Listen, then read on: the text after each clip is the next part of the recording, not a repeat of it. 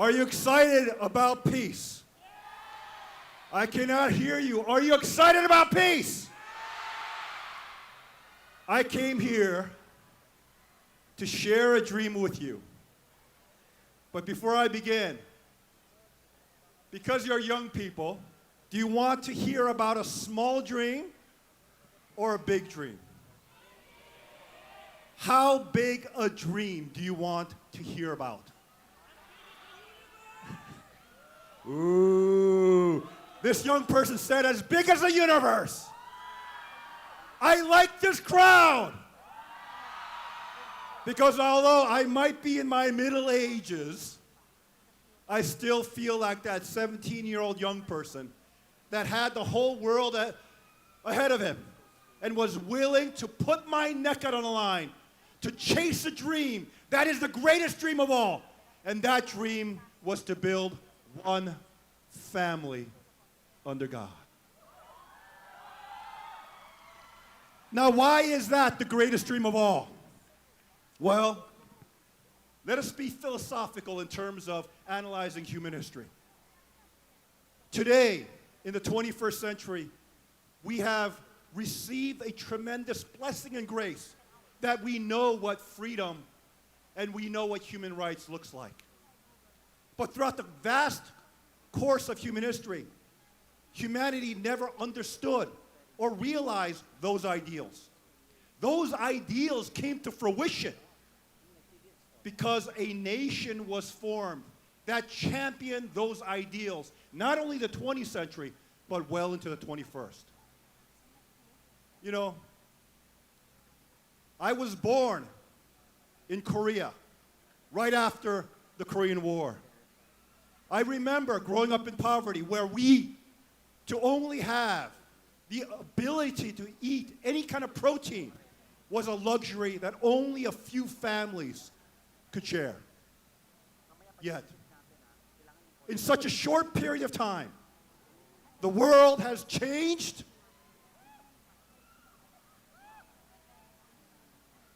And today, you have young people from Korea igniting the world with K-pop and Hallyu. Who's to say in 20 or 30 years from now that there will be Filipinos that will be inspiring the world with a vision of one family under God?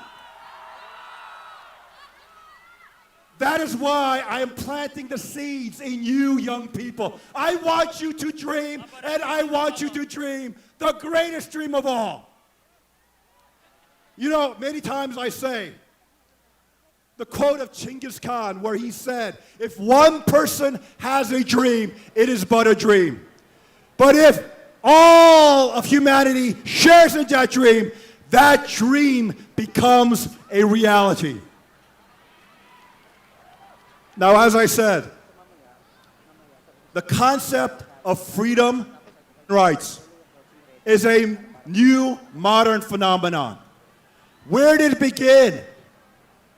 As a student of history,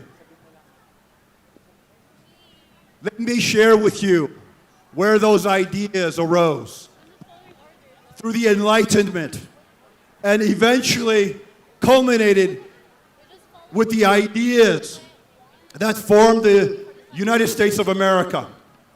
The most important document of that nation is the Declaration of Independence. And many times, in speeches all around the world, I share how significant this document is.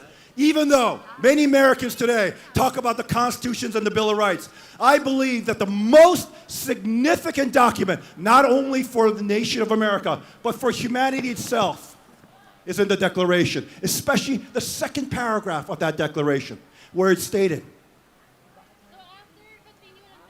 that it is the Creator, meaning God, that gives us our sacred fundamental freedoms and human rights. The right to life, liberty, and the pursuit of happiness. These immortal words etched in this immortal document is the basis upon which we today recognize and celebrate although imperfectly in many nations, but celebrate the ideals of freedom and fundamental human rights. So we must ask ourselves, especially the backdrop of the world in which we live today, where you have statist nations in the rise that basically are bridging those very freedoms and rights, even of their own citizens. We have to ask ourselves the question, where do these rights come from? It comes from the sovereignty of God. It comes from the fact that God, from the very beginning of human history, had bestowed upon humanity a special gift, a gift to co-create with Him an ideal world and kingdom where He can dwell within the human family. Once we align to that original ideal purpose, then all the blessings, regardless of your religious traditions, that God wanted to give to humanity, beyond all of our pretensions, whether they be religious, national, ethnic, or racial, as one family under God, we could celebrate the blessings that He wanted to bestow upon us. Adieu. Adieu. You know, I love coming to the Philippines because I love you young people. Unfortunately, many people in the developed world forgot the importance of family and young people. I have to come to the developing South, the Southern Hemisphere, to find you young people.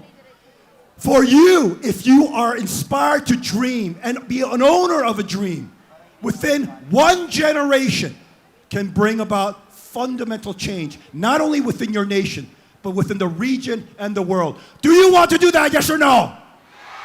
Do you want to do that, yes or no?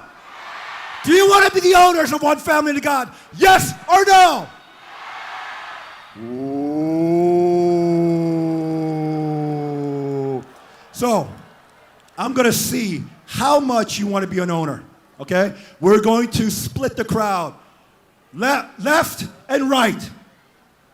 Now, if I point to this side, I want you to say Aju as loud as you can. Because remember, Aju means I will take ownership. It's a Korean term that my father had created to say, I will take ownership.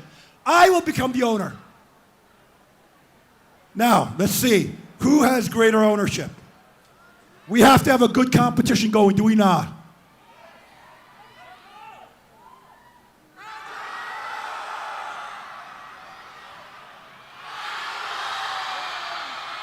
I don't know.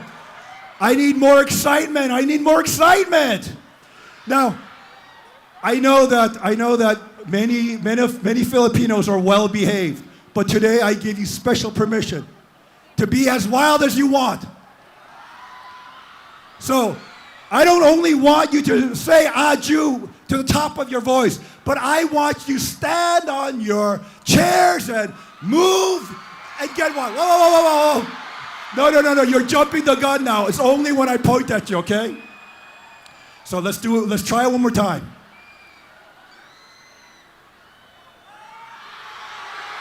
Whoa. Okay, now. My goodness. Can you beat that? You can beat that? All right. Oh my goodness. Now, can you stand that? Can you beat that? Oh my goodness. What about here? What about here? What about here? Oh my goodness. You know, we have a lot of VIPs in the room today. We have a lot of VIPs in the room today. And unfortunately, when you are a VIP, you are an elder person. You've lived your life and you've had many setbacks. And all of a sudden, your ability to dream becomes less and less and less and less. Shall we show our VIPs that we will be the owners of one family under God, and we will create a tsunami here in this nation of Philippines that will resonate around all of Asia and then the world and bring peace on earth. Adieu! So let's try that again. When I point to you, I want you to become as crazy as you can and say adieu.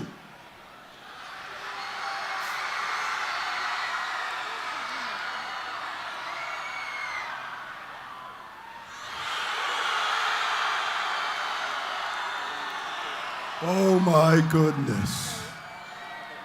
Oh my goodness. As we stand in this beautiful valley, in the eyes of God, in this sacred land of the Philippines, the archipelago of Asia, we are bringing birth to a vision of hope rooted in the dream of one family under God. And every single one of you being the owners of that dream can be like the dandelions that spread across this land, spread across this oceanic Pacific area, into Asia and the rest of the world. Do you have that confidence, yes or no? Now, do you want me to share with you the great work that we're doing in Korea that might bring K-pop to the Philippines?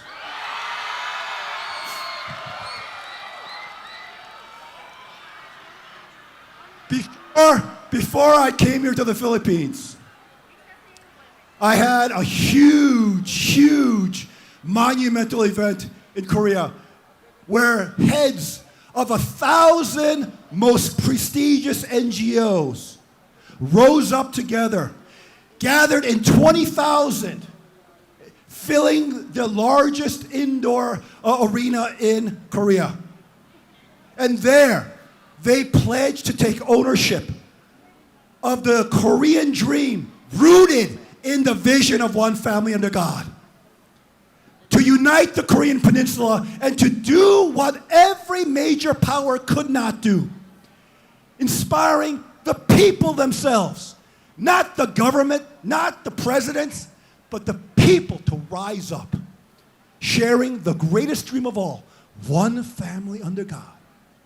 The Korean dream to unite the Korean peninsula based upon the destiny of the Korean people rooted in our providential founding of Hongik-ingan, which basically directed the Korean people to create an ideal nation that can be a benefit to all mankind.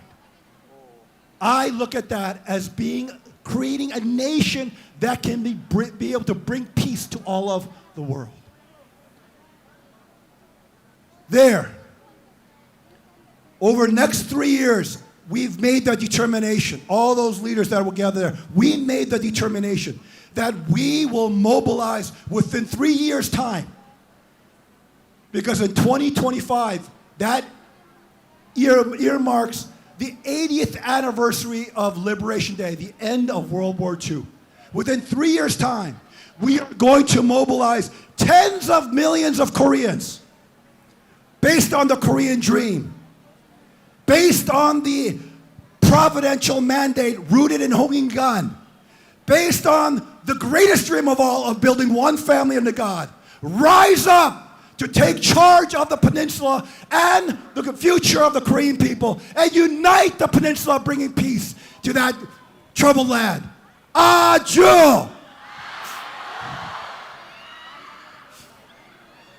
Well, all of us made that pledge. We are willing to give our necks, put our necks on the line to realize that vision.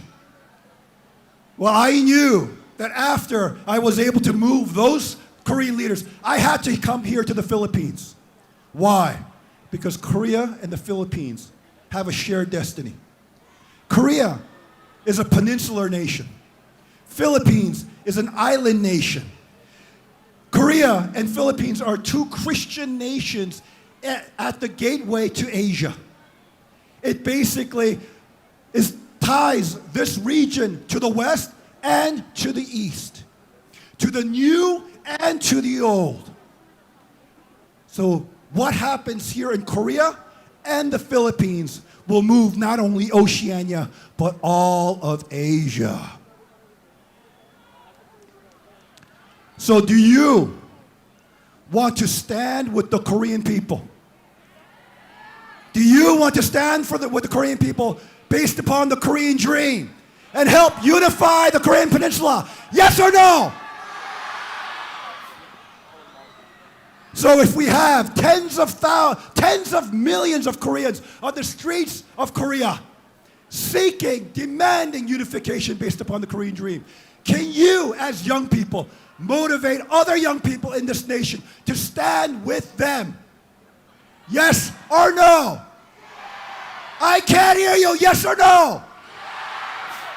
So let us do that competition once again. Let us see who is more crazy, who is going to be willing to put their neck out on line more in order to make that happen. Right or left? Right. Oh, you lost your energy. Left.